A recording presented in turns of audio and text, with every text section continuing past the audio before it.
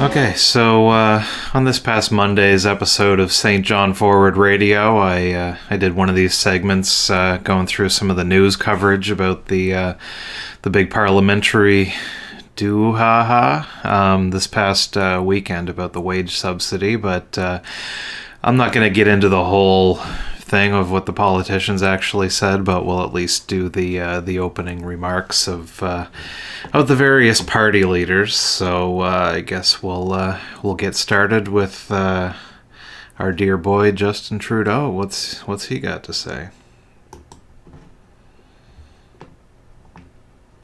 Speaking, let's listen in. Its greatest challenge yet.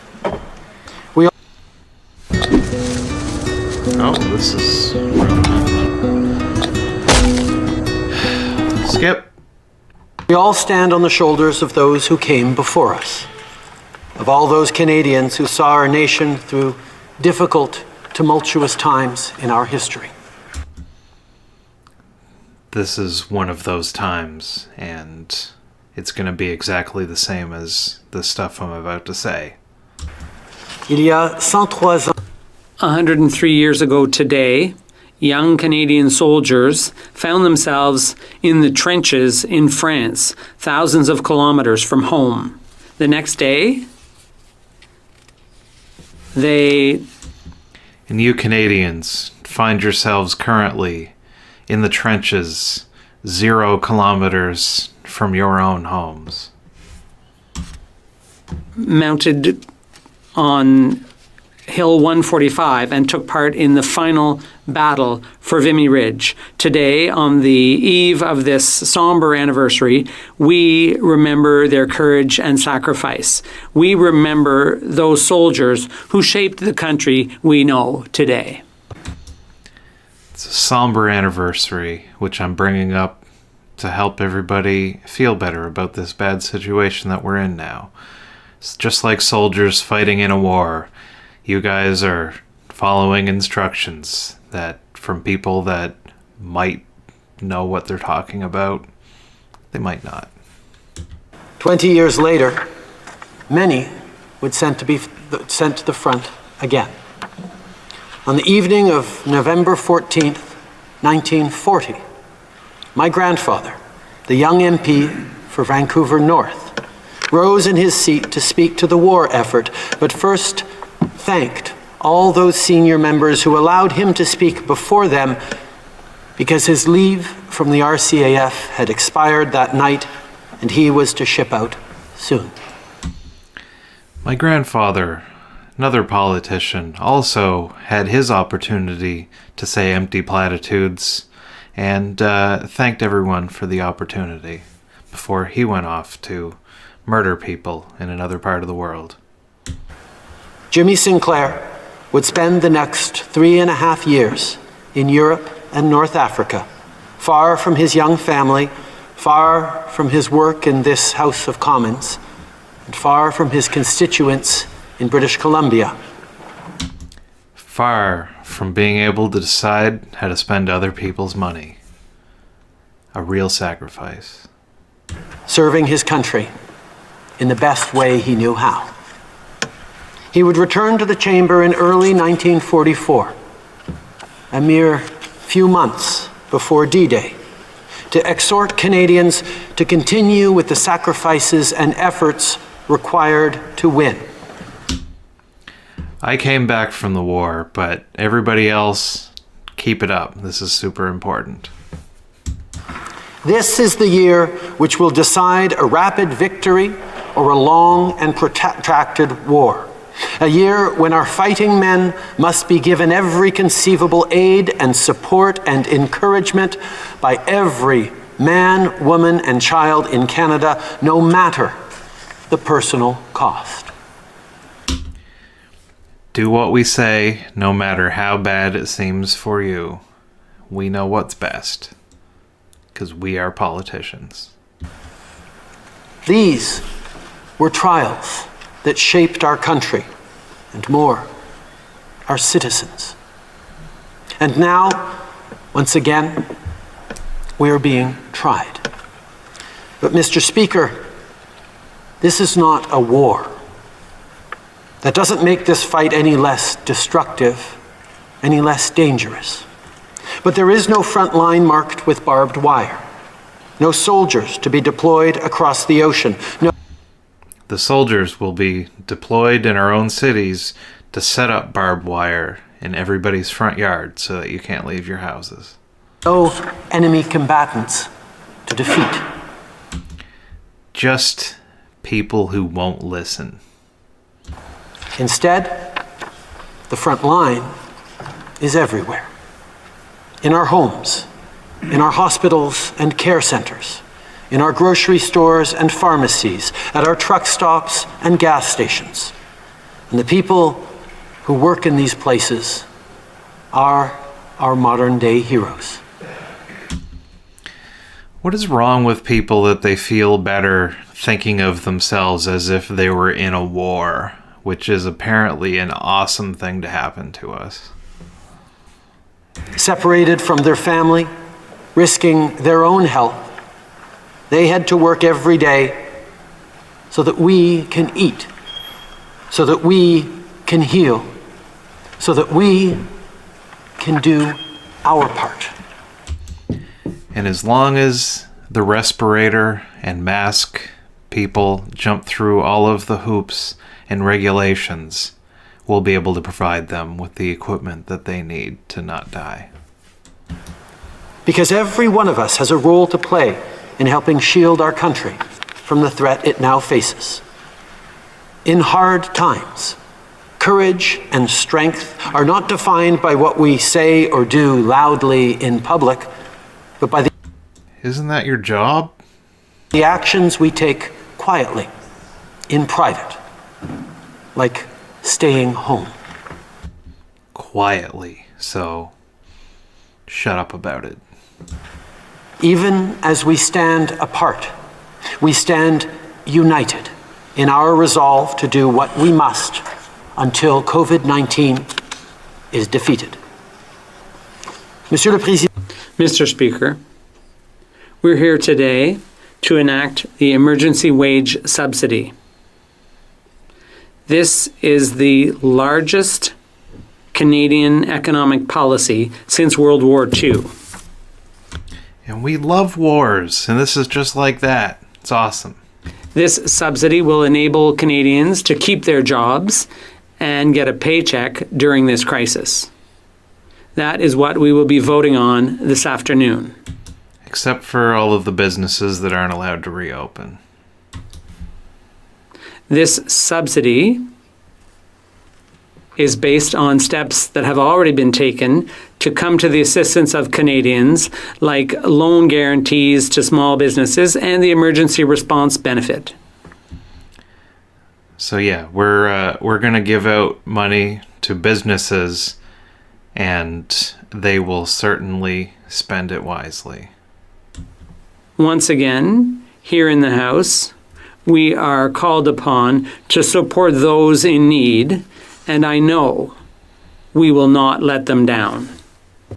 Mr. Speaker, as Canada confronts this crisis, we are all called to serve, to fight for and alongside each of our fellow citizens. We will be sending camo pants and fake guns to every Canadian so that they feel like they're in a war, which everybody apparently loves. To fight for someone's mother, for someone's grandfather, for someone's neighbor. Our job as Canadians is to uphold the dignity and sanctity of every single human life, whether they be rich or poor, young or old, ailing or healthy. Except for the ones that will have to deal with long-term poverty and unemployment. Their savings for retirement are going to be in the toilet because there's going to be rapid inflation because of all the money that we're throwing around these days. That is our duty. Without reservation, without pause, we must fight for every inch of ground against this disease. We must except for the curing of the disease. Be there for one another as we spare no effort to safeguard our collective future. Over the coming weeks and months, we will face a number of obstacles. We will go through periods of uncertainty. Fear and uncertainty will continue to be a part of our daily lives. And because I keep banging the war drum, everybody needs to think like we're in a war and that somebody's head could get blown off at any moment. That's the vibe that I'm going for here. And unfortunately, together, we will mourn the loss of loved ones. Even if we take every possible precaution, the situation may get worse before getting better. That is the sad reality our country faces. Our determination to put in... I don't know, he's being awful hard on himself. Since when does top-down decision-making and society planning by politicians ever go wrong? We'll be okay. An end to this virus, and our commitment to look out for one another will be put to the test. But I know that we are up to the challenge. Canadians are among the most fortunate people on earth. Despite the challenges we have yet to overcome, despite the wrongs we have yet to right. And when we find out all of the wrongs created by the rights that we're doing right now, we'll be right back there to right those wrongs that we wronged. And then when those things go wrong, then we'll be able to right those wrongs too.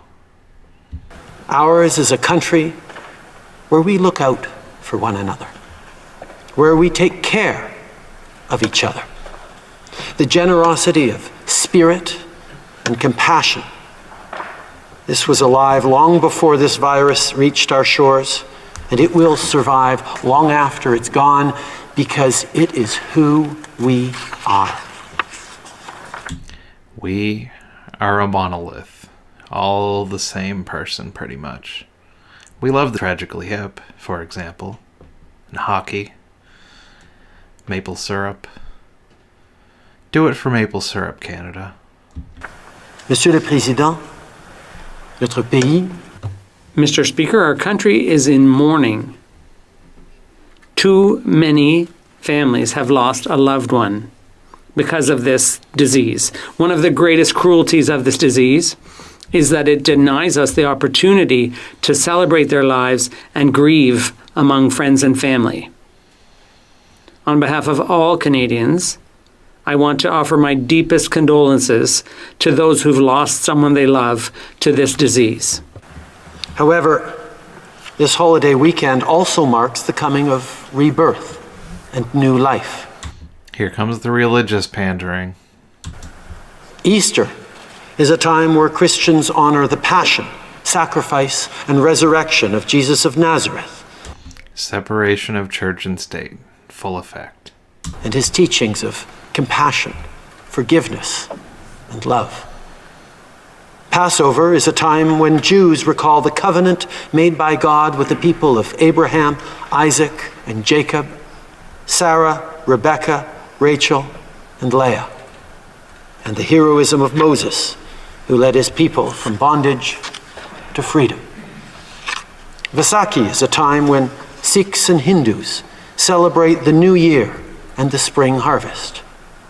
And even for those who are not celebrating, spring is always a time for renewal. These moments remind us that... Oh, nice little bone thrown to the atheists out there. Thanks, pal. No mention of the Easter Bunny, though. That's my deeply held belief, and this isn't speaking to me. Love, courage, and fortitude are the antidote to despair. That there is no challenge we can't overcome together. So let us make a solemn promise to each other this weekend to do just that.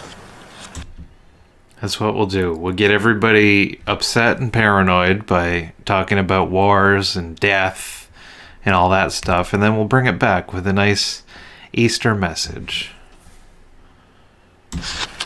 Durant ce long week-end, Over the long Is still a long weekend? Is that proper French? Doesn't seem like it.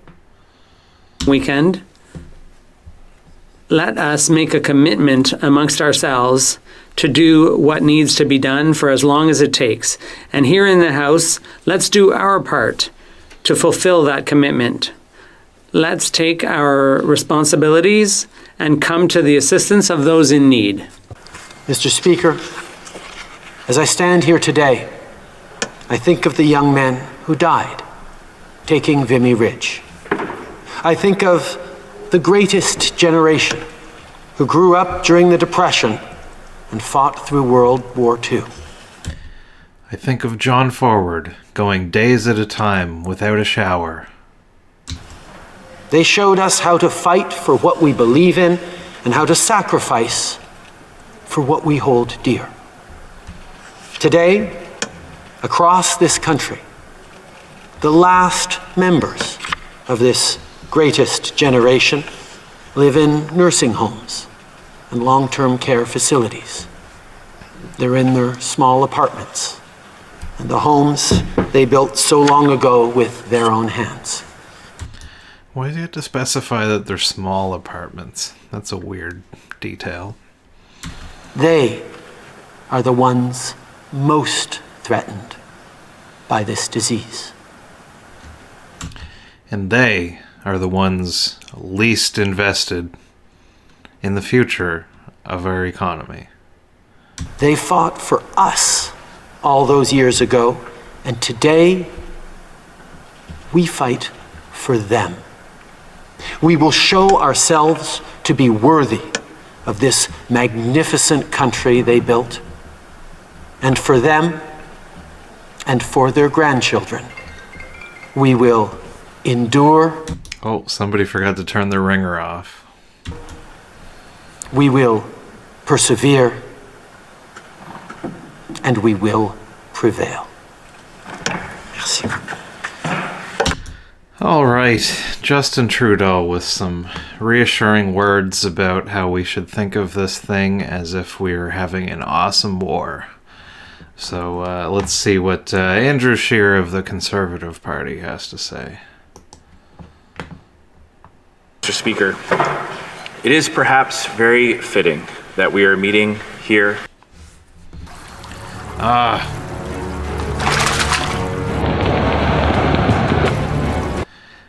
On this day.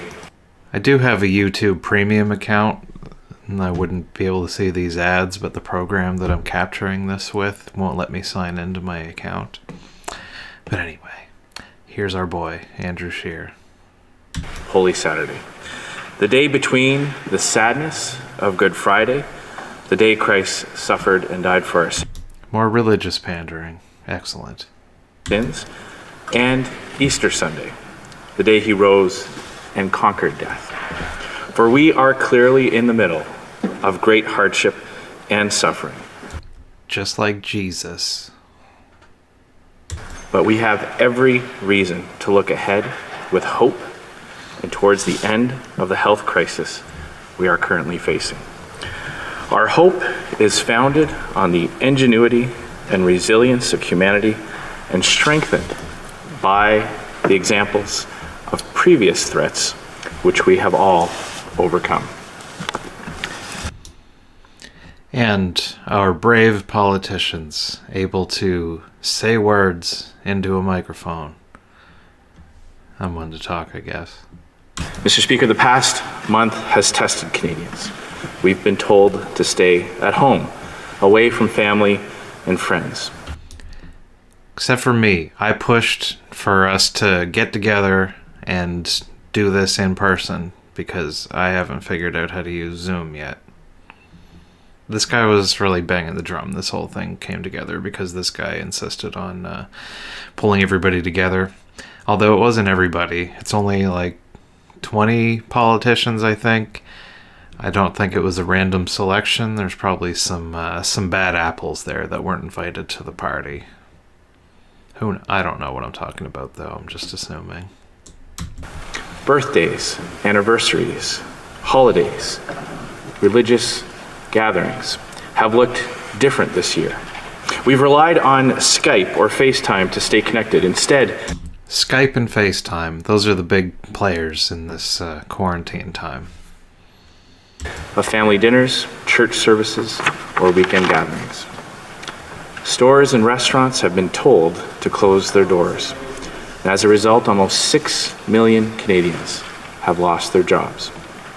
And the businesses that are still open are worried about how they are going to hang on.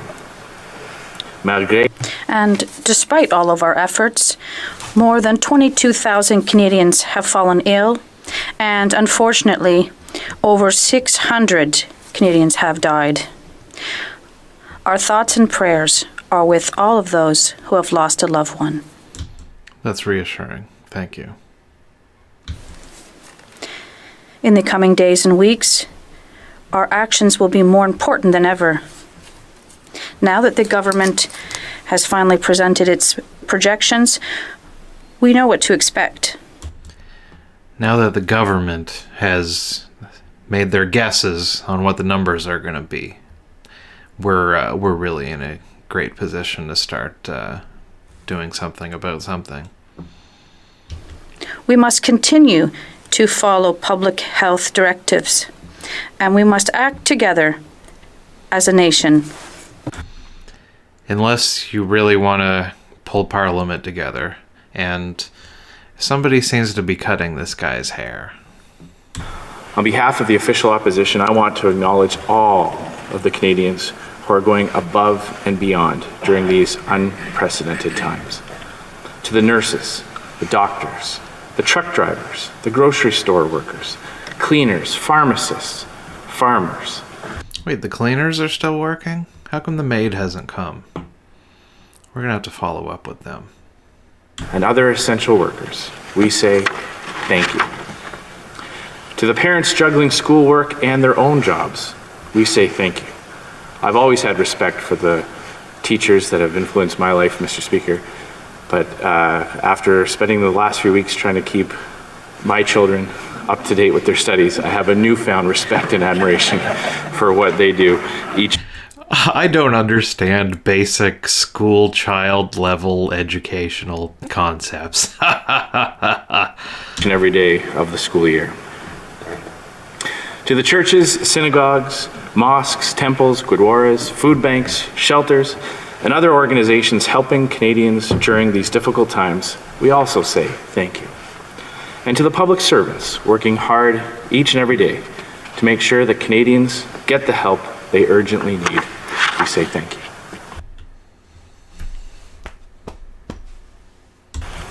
Les Canadiens ont des questions. Canadians have important questions about the situation we are experiencing. Our economy is at a standstill, and even though the government is announcing programs, funds still aren't flowing to Canadians. We have a deficit of $184 billion, and years of discipline will be necessary to get the Canadian economy back on track. So we need to cut down the military spending 1%. Or not at all, actually. We need to make the cuts elsewhere, probably. This is a conservative guy, so yeah. New government documents released to the Health Committee also paint a concerning picture. New government documents released to the Health Committee also paint a concerning picture. As one reporter put it, quote, "The documents show a government persistently downplaying the threat of coronavirus until it was too late." That's true, but he's just grandstanding because he's on the opposite team. Other countries like South Korea, Singapore, and Taiwan ramped up testing and secured medical equipment early on, which allowed them to flatten the curve quickly, preventing their economies from being completely shut down. We were told for weeks that the risk of COVID-19 to Canadians was low. We now ask why that risk assessment seemed to change overnight. Why did the government wait so long to impose travel restrictions? Why were travelers not originally screened? Why do we have a critical shortage of medical supplies? Good questions. I don't like this guy, but doing well so far. Why is it taking the government so long to sign contracts with companies that are offering to retool their facilities to provide much needed medical equipment? Why are other countries further ahead of us when it comes to testing and tracing? These are some of the questions that Canadians have, and they deserve answers. And while we know that mistakes have been made in the past, Conservatives are focused on looking to the future. Oh, let's throw in a political ad while we're at it. Vote for me next time, everybody. That's the main thing. We wouldn't have screwed this up.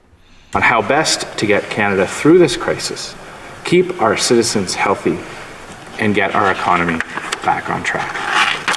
The Prime Minister has said that we need to prepare for a second and perhaps a third wave. Canadians want to know how this government is preparing to get ahead of those waves. C'est pourquoi les conservateurs. And this is why the Conservatives are demanding regular opportunities to ask the Prime Minister and the House of Commons questions about all aspects of the government's response to the COVID-19 crisis. We also want to hold weekly parliamentary committee meetings where MPs can move motions, call witnesses, and ask ministers and government officials questions. We cannot wait for this pandemic to end to hold our government to account. We want to be there to look good for the next election cycle where we don't have to actually do anything, but we can complain about what's going on now. Parliament has a crucial role to play right now. Through debate, discussion, and regular questions from the opposition, we will obtain better results for Canadians. We don't have any input, but we can complain about your ideas. Parliament has a vital role to play now. Through debate, discussion, and regular questions from the opposition, we will get better results for Canadians. The debate, which happens after these opening remarks, is mostly a bunch of MPs just saying, hey, what about this very specific thing in my riding that I want to make sure that I mention so that they'll vote for me again? Today's emergency legislation is a good example of this. When the government first announced a 10% wage subsidy, Conservatives and small business owners across this country raised concerns. Other countries were offering far more, and it was clear that 10% was just not going to cut it. That's right. The typical conservative wanting to spend more money. So we pushed for a significant increase. A few days later, the wage subsidy was raised to 75%. Credit unions weren't originally allowed to deliver the $40,000 emergency interest-free loans. This left many business owners who use credit unions, especially those in rural locations, left in the lurch, making it harder for them to get the support they needed. We called on the government to make changes, and now credit unions can deliver these loans as well. And as a result, here is a list of specific businesses that are doing much better now because of this. The need to show a 30% revenue decrease to qualify for the wage subsidy meant too many new and seasonal businesses didn't qualify. We raised this concern, and now there is more flexibility. And this week, we rolled up our sleeves and worked with the government to ensure that businesses have the certainty they need to keep their employees on the payroll. We're going to say that this is for small businesses, but I'm sure there are many gigantic businesses that probably wouldn't have qualified that can now, and that's who we're really working for. Les conservateurs. Conservatives have been part of Team Canada since day one, offering Conservatives have been part of Team Canada since day one. Unlike those other goddamn parties, they aren't on Team Canada like we are. and constructive solutions to improve the government's response to this pandemic. Part of Team Canada since day one, offering constructive solutions to improve the government's response to this pandemic.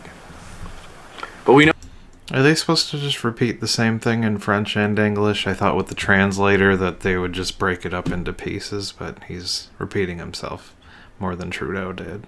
there's still more work to do. Conservatives have proposed meaningful solutions, such as rebating the GST to small businesses that have collected it in the last year to provide a much-needed cash injection. We've also suggested using loss of earnings, subscriptions, or orders as a way to ensure that more businesses qualify for this wage subsidy. And we Oil companies, especially all those mom and pop small business oil companies. That's who we're helping. We've put forward ideas to help our energy and charitable sectors. There it is. Like energy and charitable. Two sides of the same coin. Increasing the charitable donation tax credit. Nous voulons que le We want the government to begin implementing our solutions so that no Canadians are left behind. This is the job of Team Canada. that the government will listen to the ideas that we are putting forward to the benefit of all Canadians, Mr. Speaker. That will be a truly Team Canada approach. Thank you very much. Merci beaucoup. Andrew Scheer, everybody. On his way out the door, but he's not going quietly. I wonder if they're still going to kick him out. Anyway, our next one is... I had to look this guy up because I didn't know what his name was. He's the guy from the Bloc Québécois, Yves-Francois Blanchet, and unfortunately they interrupted the live feed of this guy to have some TV news people remind everybody to stay at home. So they don't care about the French guy. So we're going to jump into him mid pontification. Let's see what Mr. Blanchet has to say.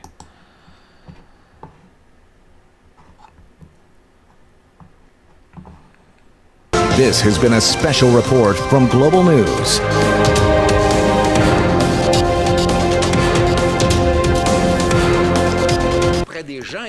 In individuals and companies, this is to protect their future income as well. Tax revenues as well.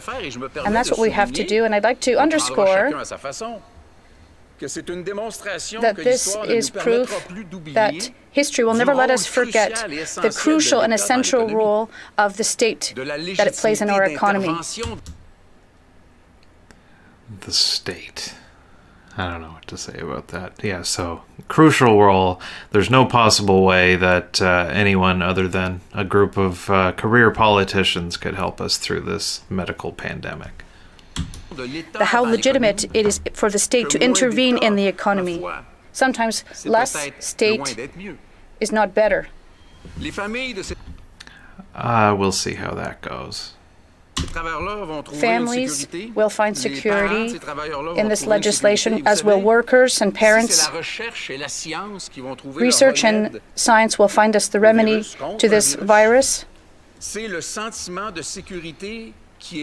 But it is the feeling of security that will fight the anxiety and fears and concerns and about our future. And this is one of the fundamental roles that we are playing. Fundamental role of the state is to make sure that fear doesn't overcome people. By the way, this is just like a war where we're shooting and killing everybody. Just like that. Don't be afraid, though. There was cooperation, and we were happy to be a part of it. And I would just like to say that we're not going to say that we were behind whatever measure, or we'll be humble in that respect. Startup companies, well, the Minister of Finance took them into account. I appreciated that. They were strong growth companies that were particularly at risk, and that was addressed. There were social companies as well that particularly are of interest to me, and they are also part of the program. And I'm happy that there is this component in the legislation, in the motion rather. We were able to ensure that SMEs... Well, I'm not going to talk about what stuff that we were behind and what we weren't, but I'm happy about good things happening. Won't have to pay, have revenue that will only be covered by debt. When they will have to start back up again, they won't have to pay this back. So the government is establishing a measure that will allow companies to have some support that will not have to be reimbursed later. And this is something that was particularly close to my heart. And I am very grateful to the government for this, because they added this to their thought process. And that's how we're going to move forward. And all these companies will know that they don't need to prepare for a similar thing happening in the future, because we will be there to bail them out. I would like to call this vigilant cooperation. We're going to go along with everything, but we're going to complain about it a bit, just to give the appearance that we're not just rolling this stuff out. Cooperation, I think that Quebecers and Canadians expect of us. They expect us to work together in their best interest. And of course, this is a democracy based on the latest choice of Canadians and Quebecers. We have to keep an eye on things. We have to give ourselves the tools to do. This is a democracy, like, you know, how the Bloc Québécois has a proportionate amount of say in what happens to the whole country. This, and I know this is part of what we're looking at today. So I think there are some good components here, even though, in my opinion, there isn't enough. But let's start looking at this right away. As you know, we are going to defeat this virus like others have, and others will after us probably. What? Who else has already defeated the virus? That might be a loss of translation. They might mean previous viruses. Hopefully. If we don't forget science and research in this process, there are research centers that are not qualified right now for various measures, and they will see their personnel go elsewhere because they won't be able to stay. Their job won't be as attractive to them. Every time when we read newspaper headlines, we have to look at the science and see how things are working, what can we do, what was done elsewhere. People who are doing science and research right now, researchers in Quebec, for example, have to receive solid support. I'd also like to say a few things about the CERB. So, lip service to science, nothing to actually help them out. Just, let's say that it's important, but, you know, mainly we need to send cash money out to everybody, except for them. Could be a victim of its own popularity, one might say, but there were a few cracks that were now shored up for example, volunteer firefighters, for artists and their royalties, and there are several components that were now fixed, such as people who receive dividends in small companies. So there are some improvements that were made, not just by various political parties, but by real people. They asked for these improvements. They're saying, what about us? They said, what about us? We were broke before and we're going to continue to be broke. Send us some cash. So proper discussions brought about solutions. As you know, people discussed the virtual parliament. But that's, you know, it doesn't look as good on TV. We don't physically have to be sitting here on the benches to be able to discuss things. All right, fair enough. You're right.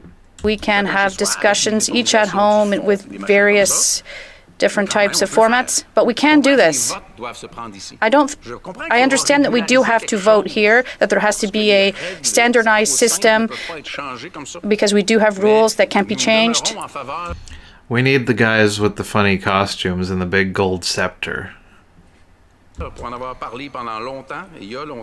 We've talked about this we've talked about a virtual parliament for quite some time. Unfortunately, in the spirit of openness, it's not too late. We looked at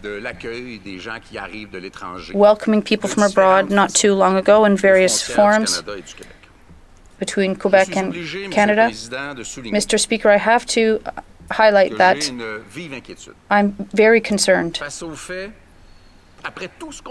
After everything we've done and everything we've said,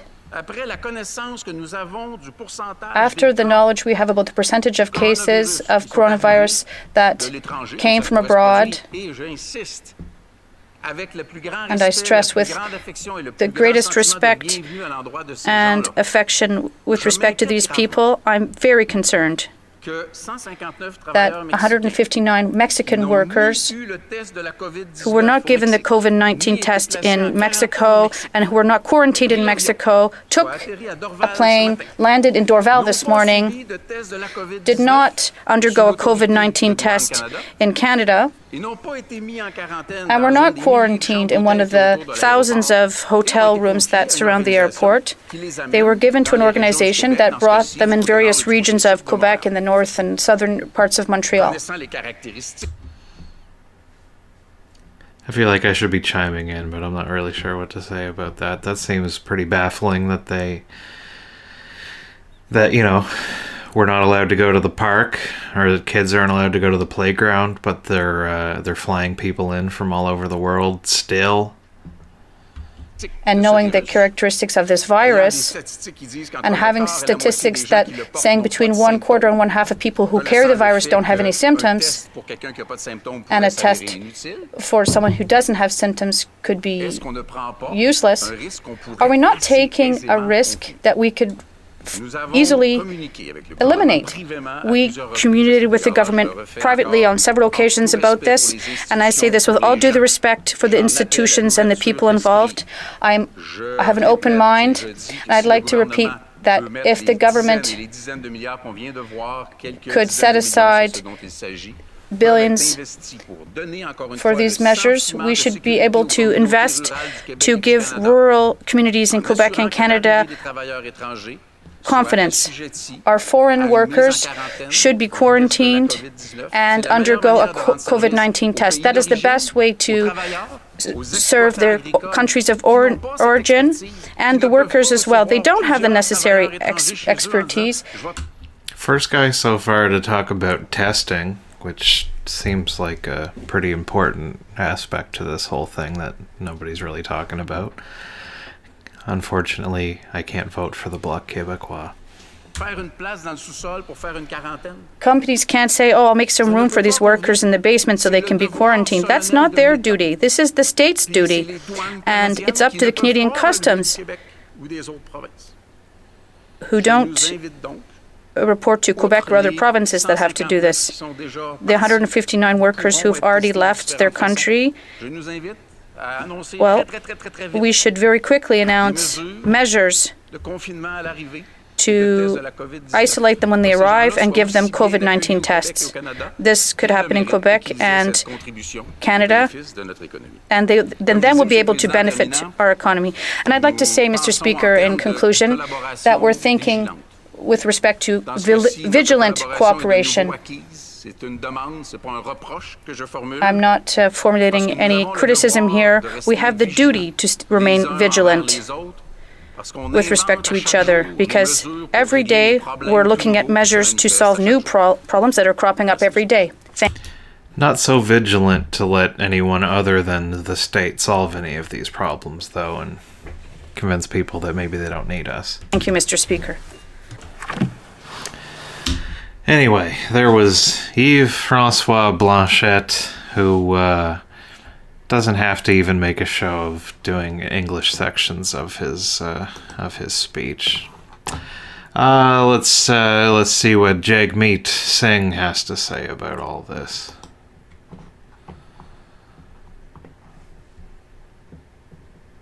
Speaker, in the last month, our world has changed dramatically. On Thursday, we learned that 1 million Canadians have lost their jobs. Now, this is not... We just learned that when we tell businesses that they aren't allowed to be open, that people will lose their jobs. Imagine. Just a statistic. These are families that are now struggling to put food on the table, to pay for rent, to make ends meet. The government has moved to respond to this crisis, but in many cases, it's been too slowly. In early March, we had two suggestions. One, that the government should send direct financial assistance to all Canadians. And two, that we need a 75% wage subsidy, at least at a minimum, to ensure that people can keep their jobs, and a subsidy that will support businesses in keeping workers on the payroll. Later today, we will be, and we've already supported the unanimous consent motion, but we'll be supporting the legislation to make this wage subsidy a reality. I still haven't heard anything about my work restarting because of this wage subsidy, even though I think that we were allowed to run. But I want to urge the government that while we're here in Ottawa, we should not leave here without knowing and without guaranteeing that all Canadians who need help get that help. Whether they need it or not. The Canadian Emergency Response Benefit quite simply doesn't cover all Canadians who need this help. Too many Canadians may fall between the cracks. Too many Canadians may fall between the cracks, as I said. Stand-up comedians making $10 of open mic comedy money per month are falling through the cracks. I've heard over the past weeks about the people who desperately need help but are unable to access that help because they don't meet all the criteria. I think about people working multiple jobs to make ends meet who've lost most of their hours of work and don't know how they're going to pay for groceries. They should be applying for help. I think about the freelance and contract workers who have lost most of their income and are maxing out their credit cards to pay their bills. They should be applying for help. I think about students who depend upon summer jobs to pay the rent, some who work to support their families. Now they have no jobs to apply for. They should be applying for help. Artists, self-employed, people who are just on the margins. In fact, there's so many examples, and that's the problem.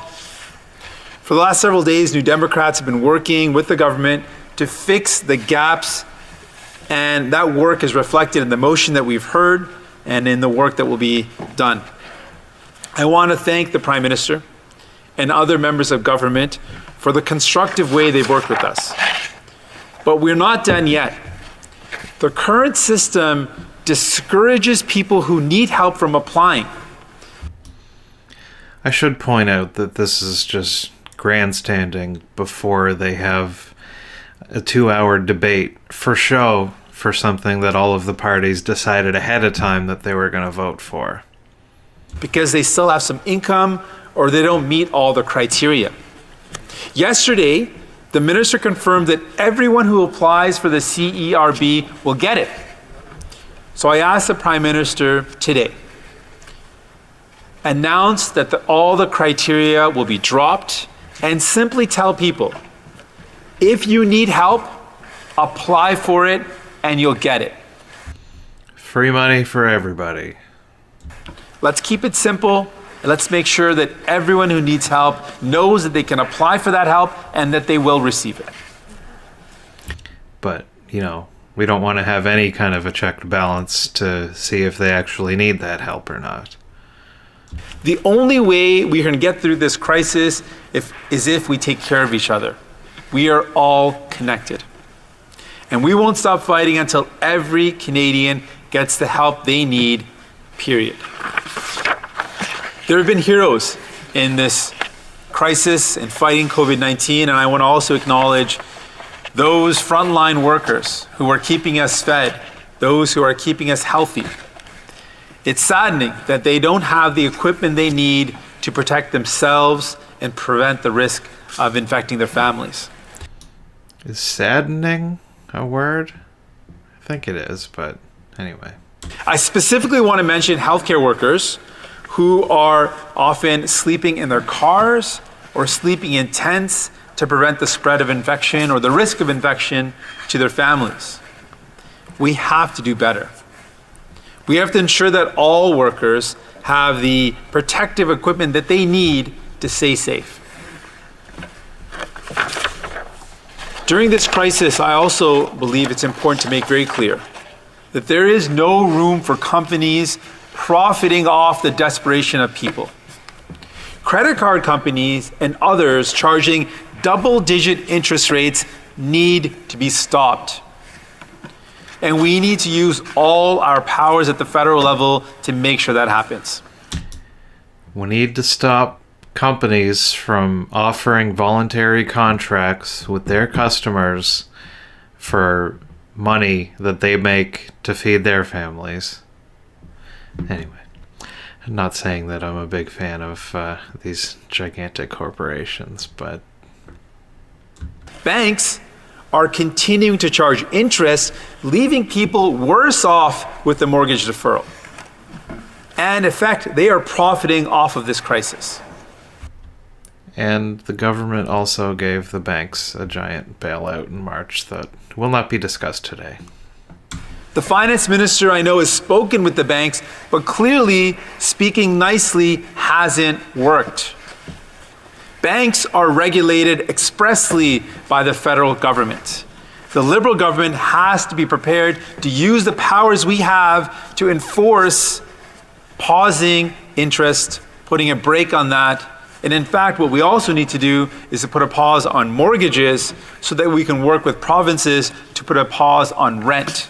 This should also apply for commercial rent, which would significantly help out small and medium-sized businesses. I know that in the coming weeks, we're going to start to talk about what a recovery would look like, how people will get back to work. We need to give money to everybody so that they can pay their rent.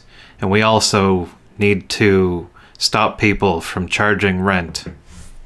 And as we design this stimulus, I urge the Liberal government to not make the same mistakes of the past. Every public dollar that we spend must go to workers, not to CEOs. Good point, but don't hold your breath, Jagmeet. Executive bonuses and share buybacks, protecting shareholder profits, do not sustain or create jobs. Or how about all the people that will go out of business because they can't survive this shutdown, even with a 75% increase? And there's going to be lots of cheap real estate, and lots of chain restaurants are going to move into those spots, probably. We can stimulate the economy and make changes that will transform our country and fight climate change. Oh, gotta squeeze climate change in there. We can build housing. We can invest in public transit. We can make it easier for Canadians to use renewable energy sources. We can make our houses and buildings as energy efficient as possible. The most important thing to fight pandemics. And we can invest in childcare services that all families can afford and that give our children the high-quality education they deserve. And then, when they become adults, they can pay for it all later. Talk about Indigenous communities specifically. Over the last month, I've spoken with leaders across the country, Indigenous community leaders who've expressed very grave concerns around the lack of capacity for their communities to deal with a COVID-19 outbreak.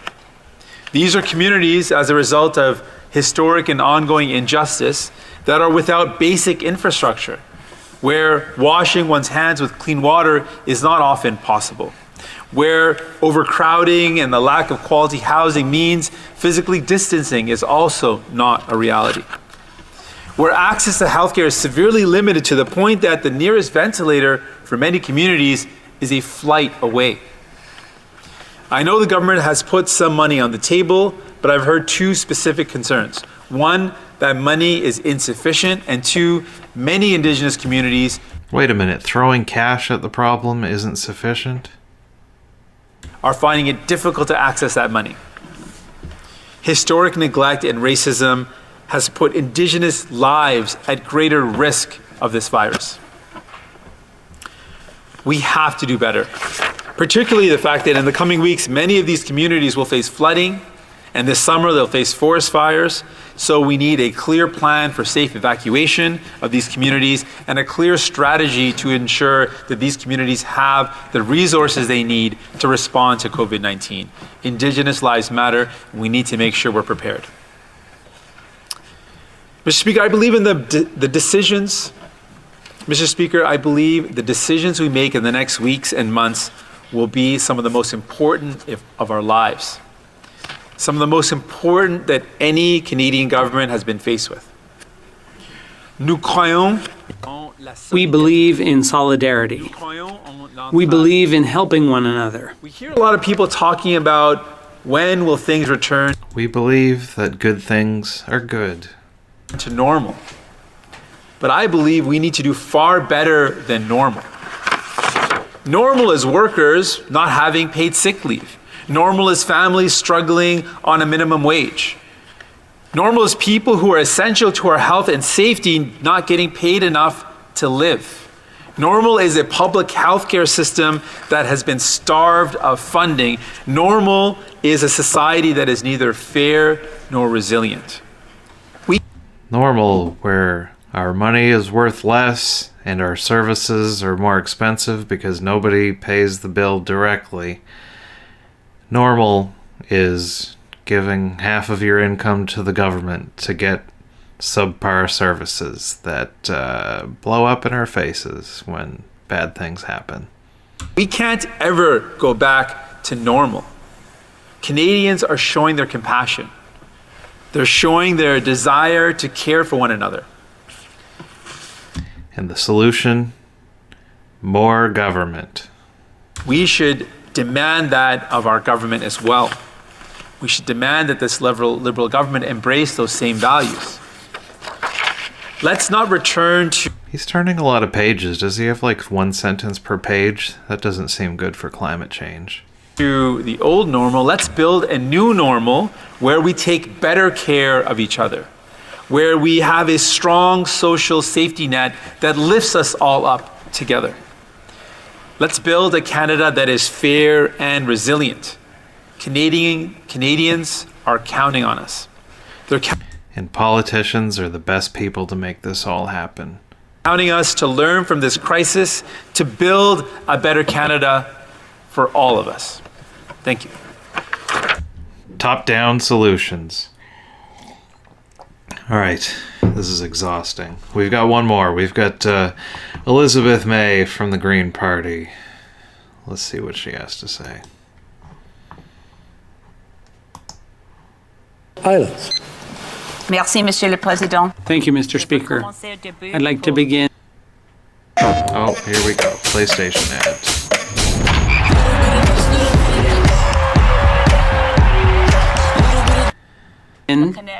By recognizing that we're on the traditional territory of the Algonquin people. Unceded Algonquin territory, and I thank them for hospitality and generosity. They were very hospitable and generous by giving up this land so that we could pontificate. Miigwech. I also want to start by saying a large thank you. Merci à tous mes collègues. Not a regular size thank you. This is a large one.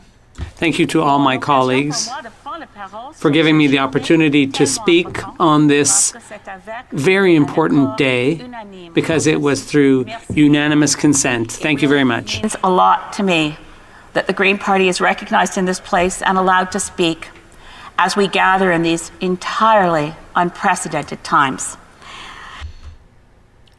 Thank you for letting me be part of Team deciding how everybody's money gets spent. I was moved by the Prime Minister's remarks in reminding us of Vimy. I hadn't planned to speak about Vimy, but April 9th this year, and I noticed my husband very depressed, he's sort of wandering about, and I said, what is, he said, I'm thinking of my grandfather, who was machine gunned on Vimy, April 9th. Machine gunned. That's the technical term. 1917. His grandfather... Did they have machine guns in 1917? I don't know. I'm not a historian. ...survived, otherwise I wouldn't be married to my husband, I suppose. Yeah, his grandfather didn't die because my husband exists. Good point. But his grandfather, John Owen Wilson, survived... I didn't plan on speaking of this, but allow me to consult my notes. Got back to British Columbia and ended up as Chief Justice of the British Columbia Supreme Court. But the sacrifices of Vimy are not forgotten. The courage and solidarity of previous generations is not forgotten. I've thought in recent times that being a boomer, a 1954 baby, I'm one of the last of a generation. All pandering to the young people, calling herself a boomer. She's in on it, you guys, but she's a cool one. That remembers a time of the kind of solidarity and sacrifice, not that I lived through the war or the Depression, but my parents did. And so the family stories become part of who you are. They're in your bones. The notion that government steps up, that government is on your side. And that you are all hopeless to make changes yourself. You need us to guide you. And I think through years of neoliberalism, we've gotten this idea that government's kind of in our way, picking our pocket. Is that neoliberalism? I'm really relieved that in some ways, this solidarity, the social solidarity that we will have coming out of this pandemic, will allow us to see, yeah, I'm part of my government. My democracy works for me. I hope that can be a lasting lesson. I hope that this pandemic will be worthwhile because it'll shut up those goddamn libertarians that insist that we are a drag on society, because we're doing a bang-up job. And certainly in the future we'll look back at this with nothing but glowing reviews. We are here together in a way that I want to acknowledge with deep gratitude. Is Parliament working well even when we're at a distance? I want to thank Prime Minister, the Deputy Prime Minister, and so many different ministers for the openness to hear opposition ideas and concerns. If I could share with Canadians what the last couple of weeks have felt like, working from home nonstop. Because, you know, we don't know what that feels like. We need to go through the politician filter so that we know the trials and tribulations of Elizabeth May so that we can all feel better about it. 24/7.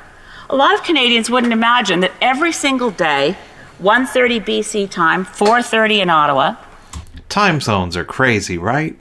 Every day, including Saturdays and Sundays, we have an opportunity to ask anything. Now, in my mind, this is how the ideas have been working. It's quite true that a lot of the things we wanted weren't in the first bill in C-13. It's quite true that Greens, like others, said it shouldn't be a 10% wage subsidy, it should be 75%. We made that case and individual examples came forward. Everybody's taking credit for that 10% to 75% raise. It feels to me as though through those daily question and answer sessions, and I know not every single day do all of us get our questions in. Some of us, the member for Carleton does well. I do pretty well. Push *1 and go for it. This is what we need.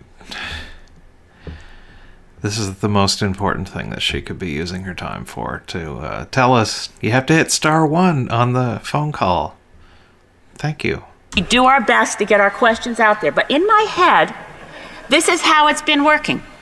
We raise a question. We say something like, what happens right now, Bishop Bishop McMenemy has just contacted me, and the Anglican Church on Vancouver Island has separate churches, and they all have their own CRA number, but there's only one employer. So the 30% wage, 30% revenue deduction, 30% reduction in revenue compared to some other reference period doesn't work at all in this circumstance.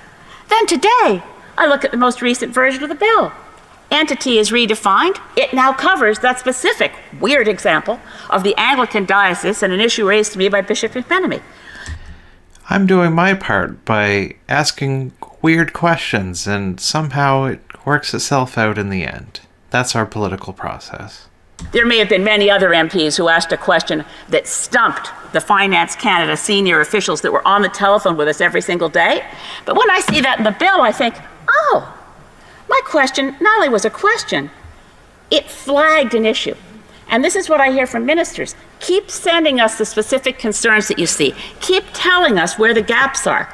Because the MPs on the ground right across Canada are the eyes and ears on the front line, able to say, nothing you've got in place right now, with all due respect, is working for small business. Who are the individual businesses and organizations who helped to get you elected that aren't getting the maximum benefit from this? We want to hear their specific stories. I'm terrified that a lot of very small businesses, seasonal businesses, restaurants and so on, are going to go under even with the wage subsidies. But then I picked up today's unanimous consent motion. Well, I saw it before coming here, and I'm very relieved to see. Oh, it looks like nobody's going to go out of business. Great job. I'm glad that we don't need to be worried about that anymore. That it calls for the government to implement short-term support measures for small and medium-sized enterprises to be partially refundable, primary objective, maintaining jobs, reducing the debt related to fixed costs. That's what I keep hearing from small business. They can't afford to pay the rent. The wage subsidy doesn't help them. So what I'm seeing here is not to be just a Pollyanna about our circumstances. But I do want to say that it means a lot to me that when we've come forward as individual MPs, opposition and Liberal, and said, look, what's happening doesn't work. There's too many people, students, people in the gig economy. They're not covered by CERB. What are we going to do? Today's unanimous consent motion says we implement measures without delay. I think without delay would actually meet what the member for Burnaby South said, and right now today we say everybody applies. But that language suggests not that the government is saying, we've gotten this perfect, go away. What I hear from minister after minister is, we're learning. We're working as hard as we can. She's just very impressed with the whole political process. And that's what she's here to tell everybody. I'm not doing anything, but, all these other people are working super hard, and I'm very impressed. Star one. I want to say that I do know that the Minister of Global Affairs and his parliamentary secretary have been available to me pretty much 24/7 for about the 50 or so constituents that I've so far worked to help get home. And I've still got about a dozen that I'm working on. And the parliamentary secretary knows well that I have someone stranded in Vanuatu. But there's a real sense of all hands on deck, and I want Canadians to know that. I want them to know that a spirit of nonpartisanship, of we are Team Canada, we're all in it together. Nothing exemplifies that for me more than the newfound best friend relationship between the Premier of Ontario and the Deputy Prime Minister. Best friends. I think this shows stepping up to a circumstance where we're all at risk. We're thinking of... It's like a dog and a cat video that I saw on Facebook today, and they were great friends, and they were on Team Canada. About being surrounded by death. We're thinking about wearing our masks. I've got Lysol wipes here below my desk. We are constantly vigilant. But we're also working together because we're Canadians. This must not be a moment that divides us. We must remember this and work differently in future. Work differently in future. Yes, I want to press for guaranteed livable income. We will keep doing that. Yes, I want to press that we will, in this place and before too long, see new climate targets that meet the imperative of a looming disaster far greater than COVID-19. Threatens to kill more people and wipe out civilization. It can't be postponed. It's going to wipe out civilization. That's what all the scientists are saying. But right now, what I want to say is a deep thank you for the spirit of collaboration. The Prime Minister spoke of the fact that this time, of course, is a season of many religious observances. It is Passover. Happy. Oh, we can't get through this without some religious pandering. Here we go. Passover to my Jewish friends and family. It is also coming up soon to Vaisakhi. And within a few weeks, it'll be Ramadan to my Islamic friends. A period of fasting and reflection. I'm just finishing Lent, a period of fasting and reflection. And it speaks to the unprecedented nature of the crisis that we're in, that as far as I've been able to determine through research from home and looking through every bit of constitutional and parliamentary history I can find, the Parliament of Canada has never before sat on Easter Saturday. Wow, that's an important point to make. I spent hours and hours researching. Has Parliament ever sat on Easter Saturday before? That's an important topic. Good Friday, particularly in previous generations, was held sacred. The idea of meeting on Easter weekend would have been impossible to imagine. Can't even imagine it. But here we are. And why? Because Andrew Scheer complained enough. In about, looking at the clock, I think, in about 10 hours, it will be dawn in Jerusalem. And the first morning light of that sunrise will strike the walls of the Church of the Holy Sepulchre. Time zones, am I right? It's built on the spot where we are told the original cave was, in which the body of Jesus Christ was wrapped and placed in the tomb, the rock rolled in front of it, and that approximately 10 hours from now at dawn will be that remembrance of our stories, of our tradition, our faith, the most significant day, the most profound and important day of a Christian calendar, the resurrection of Christ, that the stone was rolled back, and that those who loved him, Mary and others, came and thought the body had been stolen, and the angels came to them, and then Jesus, disguised as a gardener, came to them and said, "No, he is risen." No, he's risen. This is true science, and these are the people that we're dealing with. Now, in this time when we are surrounded by death, and we are worried about our mortality, and those of the people we love, we can think of the things that are most important. Bible lessons in Parliament. And after this is over, we'll recognize, yes, we can survive. We can break the bonds of death. We can have faith in each other. We can invest As Limp Bizkit once said, you gotta have faith. Faith! ourselves in love for each other and our communities. We can remember what really matters. And right now, as I watch my grandkids on Zoom family chats, what would I give for a hug? I would love to think about our lives as transformed by this in ways that are profound. As we recognize that for the first time in my life, governments all around the world have decided without a hesitation, life is more important than money. Without a hesitation, except for the month-long hesitations. We have deliberately and voluntarily shut down our economies to save lives. And no lives will be lost as a result of the poverty that will come from the economy being shut down. We have deliberately and voluntarily created for ourselves as lawmakers and as policymakers the challenge of an economic recovery. We've voluntarily decided to make this decision on behalf of everyone else. Because we didn't hesitate to know that saving life is more important than money. The two things aren't related at all. It's one or the other. And when this is all over, and please God, it's over with a minimum loss of life in Canada and all around the world. Oh, bust out in prayer mid-speech. That's a good one. She's really upped her ante. particularly worried for those countries that lack basic health care. We mustn't forget our obligations to the poorest of the poor, just as we don't forget Indigenous peoples in Canada, just as we don't forget those who are most marginalized, homeless. But when we get through this together, let's remember that in this pandemic, we discovered what really matters.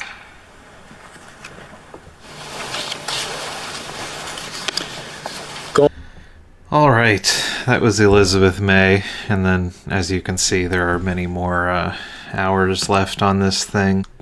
Not very much said about, the science, finding a treatment, finding a vaccine.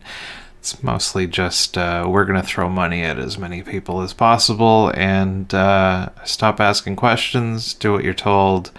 We've got this under control.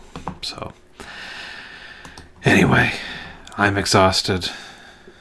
Good on you if you lasted through this whole thing. I barely did.